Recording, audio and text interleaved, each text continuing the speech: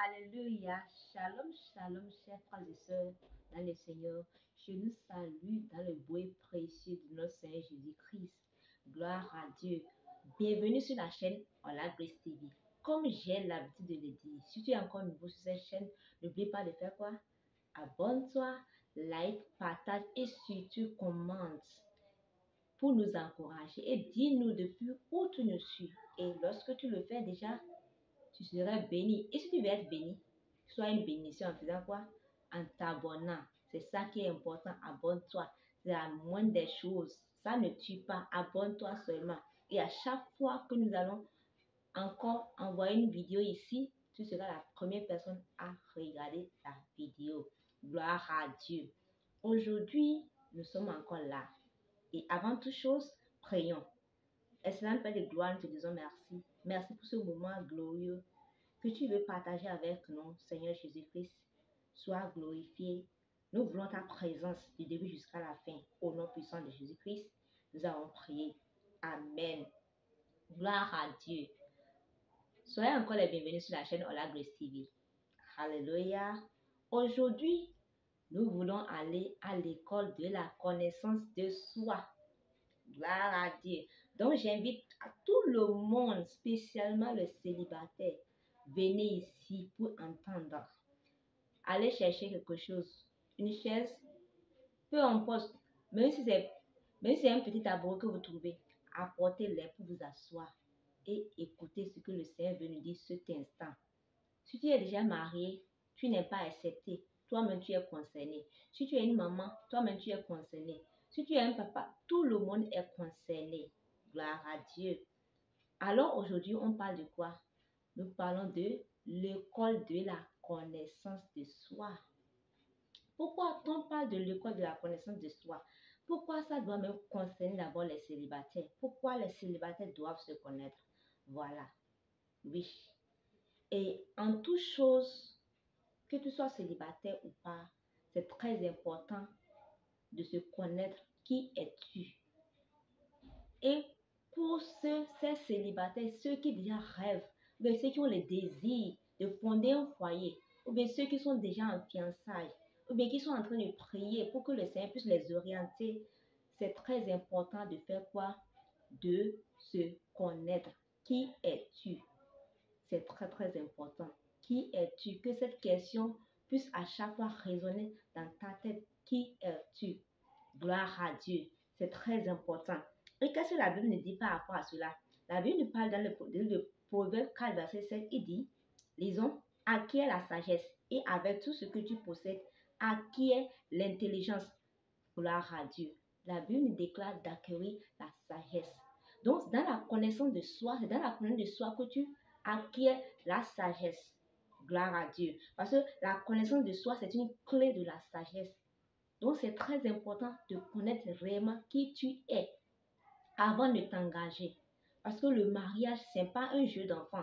Ce n'est pas quelque chose qu'on s'y plaît rapidement à rentrer comme ça sans savoir qui réellement on est ou bien sans savoir avec qui on veut se mettre en couple.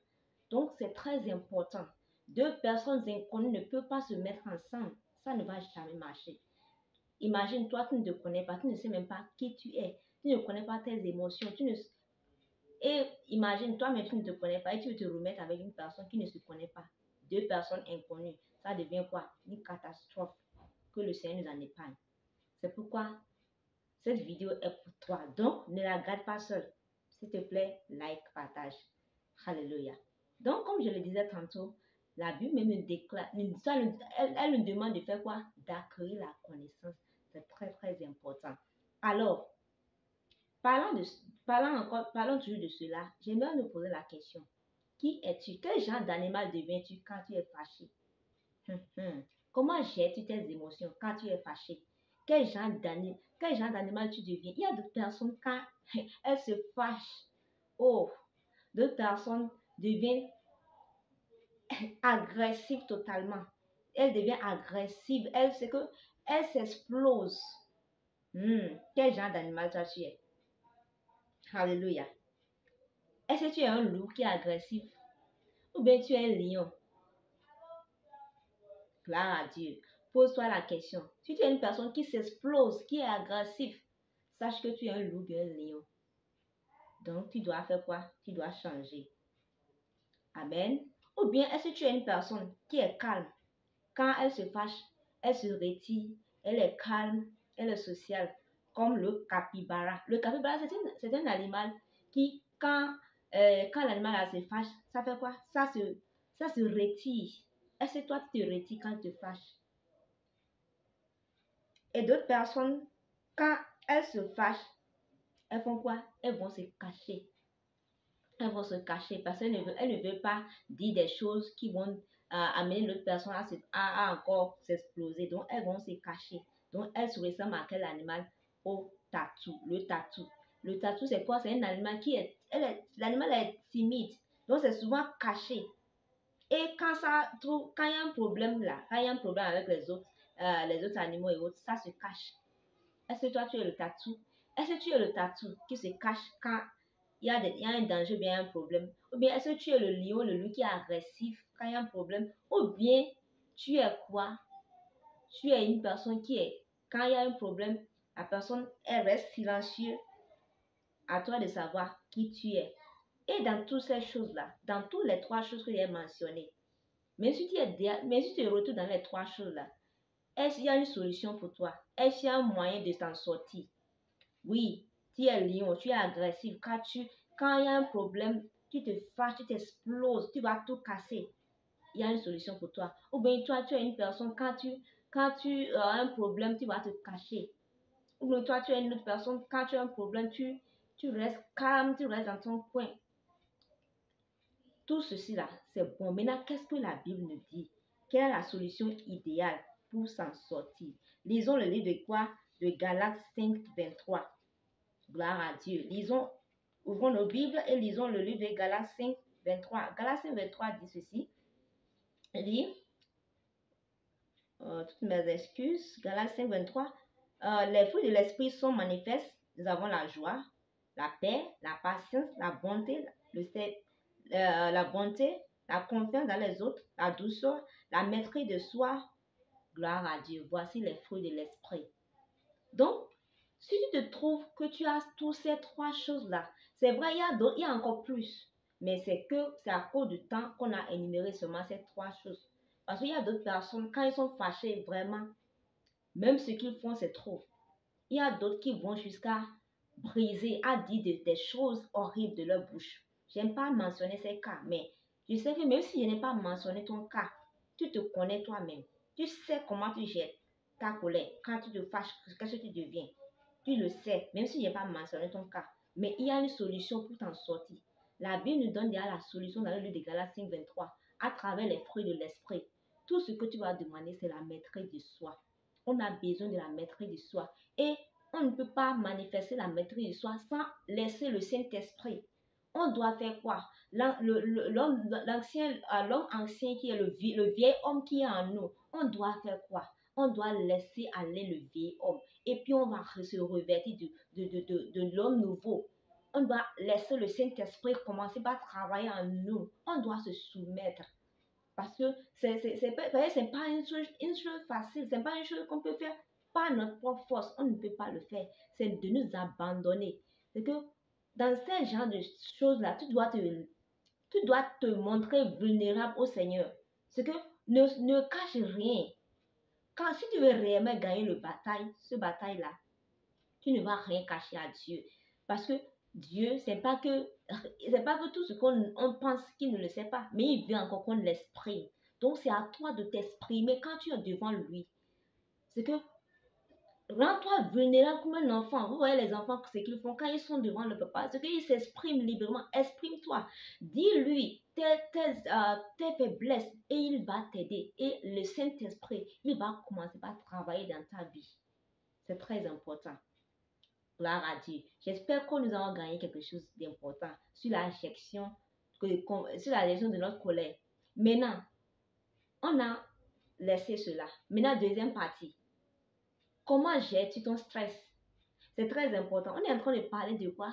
L'école de la connaissance de soi. On a parlé de comment gérer sa colère. Comment y remédier. Galates 5, 23. Maintenant, comment gérer le stress? Le stress, c'est quelque chose qui va chaque fois venir. À cause de quoi? Des problèmes. Même le mariage, le mariage qui n'est pas encore là, on pense sur ça. Qu'on va manger, comment payer le loyer. C'est que la vie est tellement remplie d'événements qui nous causent du stress chaque jour. Maintenant, au milieu de toutes ces choses, comment gères-tu ton stress?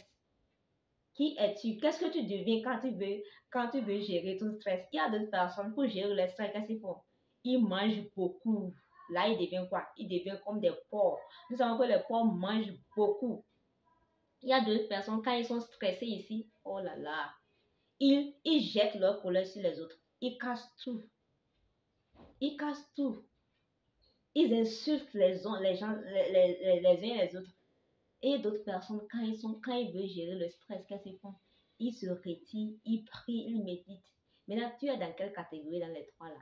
Tu es dans quelle catégorie? Peu importe la catégorie où tu te trouves, il y a de l'espoir pour toi. Dieu te parle encore. Il nous parle encore. Il nous parle dans quel livre? Dans le livre de Matthieu. Allons-y, dans le livre de Matthieu. Gloire à Dieu. Lisons Matthieu 11, verset 28. Il dit, venez à moi, vous qui êtes fatigués, chargés, je vous donnerai du repos. Alléluia. Il nous donnera du repos. Donc, tous ces fardeaux-là, tout ce qui te semble si rempli, oh, comment je vais faire pour me marier? Comment je vais faire pour payer mon loyer? Comment je vais faire? Tous ces comment je vais faire là, il dit, amenez-moi ça. Déposez tous ces fardeaux-là et prenez mon joug qui est léger. C'est lui qui nous propose un joug qui est léger. Donc, je ne sais pas qu'est-ce qui est si fort dans ta vie, qu'est-ce qui t'accable, mais qu'est-ce qui te fait réfléchir chaque jour, qui te stresse. Mais Dieu te demande ce moment. Dépose, ma fille, dépose à mes pieds. Mon fils, dépose à mes pieds. Parce que c'est moi seul qui peut t'aider. Ton intelligence là, ça ne peut pas t'aider. Le fait de penser là, ça ne va jamais donner une solution. Tout ce que tu dois faire, c'est de faire quoi? Abandonne-lui cela et tu verras la gloire de Dieu. Gloire à Dieu. Oui, nous tendons tout petitement par la grâce de Dieu à la fin de l'école de la connaissance de soi. Gloire à Dieu. Je sais qu'il y a encore d'autres volumes qui vont encore venir. Mais quel est le but? Pourquoi un célibataire doit faire là? Pourquoi c'est adressé particulièrement même aux célibataires? C'est vrai. On doit savoir une chose. Une blessure qui n'est pas bien guérie ne sera jamais guérie dans le mariage. Si tu as des blessures intérieures que tu trimbales, ou bien des caractères que tu n'as pas encore travaillé, que tu trimbales, si tu rentres avec ça dans le mariage, ça ne va jamais finir. Au contraire, ça va encore s'amplifier. Parce que le mariage va encore révéler qui tu es réellement. Ça va exposer encore tes faiblesses. Donc, c'est pourquoi ce temps de célibat, mais ce temps d'attente, c'est le moment même de te connaître, de travailler sur toi, de connaître qui tu es réellement pour que tu puisses travailler sur toi. Parce que tu ne sais pas le comportement de l'autre que le Seigneur est en train de t'amener. Donc, c'est le moment de travailler sur nous. C'est pourquoi ce message est pour nous. On doit vraiment prendre ça au sérieux et on doit commencer par travailler sur nous-mêmes. Comment gérer notre stress. On doit apprendre maintenant à nous maîtriser par l'aide du Saint-Esprit. Parce que ce n'est pas par notre force ni par la puissance, mais par l'Esprit de Dieu. Gloire à Dieu. En conclusion, qu'est-ce que nous devons garder? En conclusion, oui, c'est vrai, la Bible déclare que ce n'est pas un péché si on se fâche. Mais ne laisse pas que ta colère, ça va jusqu'à la nuit, sans demander pardon, bien sans laisser aller. Vous voyez un peu? Donc, il y a des situations qui peuvent, tu vas te fâcher, mais laisse tomber. Demande la force, demande l'aide du Saint-Esprit pour t'aider à pardonner, pour t'aider à laisser tomber ou bien à laisser aller ce problème. Et le stress, c'est dans notre quotidien. Chaque fois, dans ton boulot, sur la voie, où les gens vont toujours t'énerver et tu seras dans le stress. Mais c'est à nous de faire quoi? De décharger cela. Tu vois, à chaque fois quand ça va vouloir venir, Seigneur Jésus-Christ, je n'ai pas de force. C'est à toi qui as ma force, c'est toi qui es mon aide. Aide-moi, sors-moi de ce fardeau. Et il est là. Son bras est chaque fois ouvert, qu'on puisse venir à lui. Il dit, venez à moi, vous qui êtes fatigués, chargés. Je vous donnerai du repos. Il est là pour nous donner le repos qu'on désire, pour le repos qu'on veut. Gloire à Dieu. J'espère que nous avons gardé au moins beaucoup de choses sur l'école de la connaissance de soi. C'est le premier volume. Je sais que d'autres volumes vont encore venir bientôt par la grâce de Dieu. Oui, l'école de la connaissance de soi. Comment gérer sa colère et comment gérer son stress. Gloire à Dieu.